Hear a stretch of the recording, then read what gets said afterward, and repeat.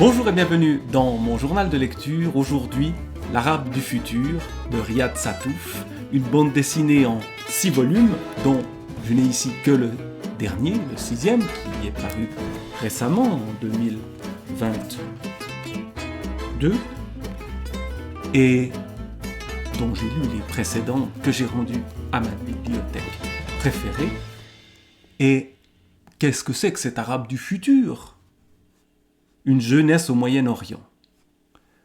Celle de l'auteur, de Riyad Sattouf, qui a effectivement vécu au Moyen-Orient, mais pas seulement. On voit Bachar el-Assad sur la couverture, personnage important, parce que l'origine de Riyad Sattouf, une des origines de Riyad Sattouf, c'est la Syrie. Son père est syrien, sa mère est française.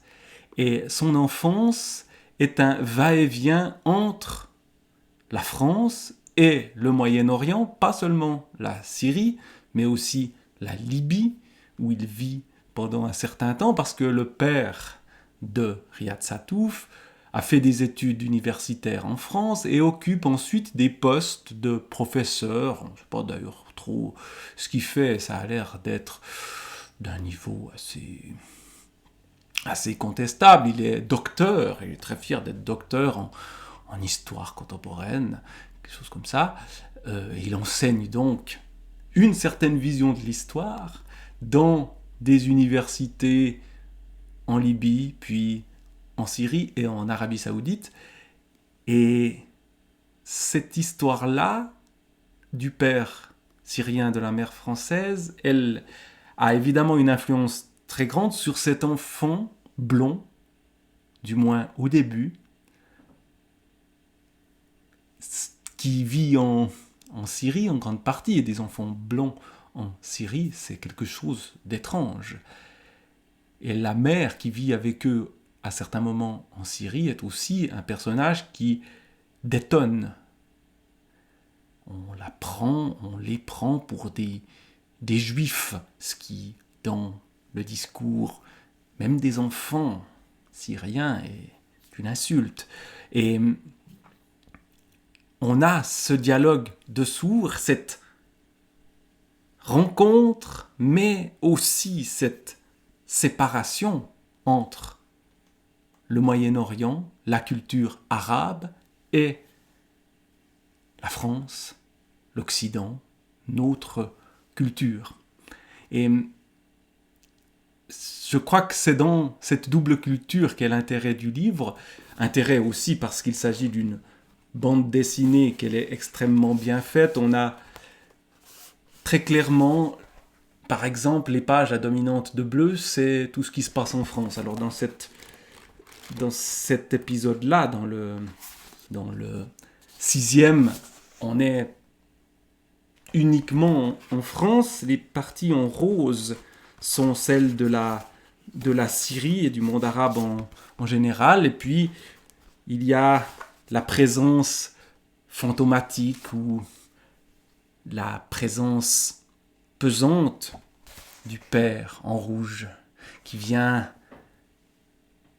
donner des conseils de morale au fils. Parce que ce qui imprègne ce livre-là, c'est le conservatisme moral du père et son retour au religieux le plus strict et sa détestation de plus en plus importante du mal occidental, alors que le fils lui-même, trimballé entre ces deux traditions, va finalement faire sa vie en Occident, en France, avec d'ailleurs un drame familial qui va se produire ou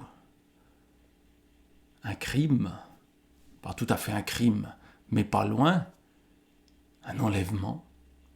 L'un des frères de Riyad Sattouf est enlevé par son propre père, qui l'emmène en Syrie alors que la mère vit en France.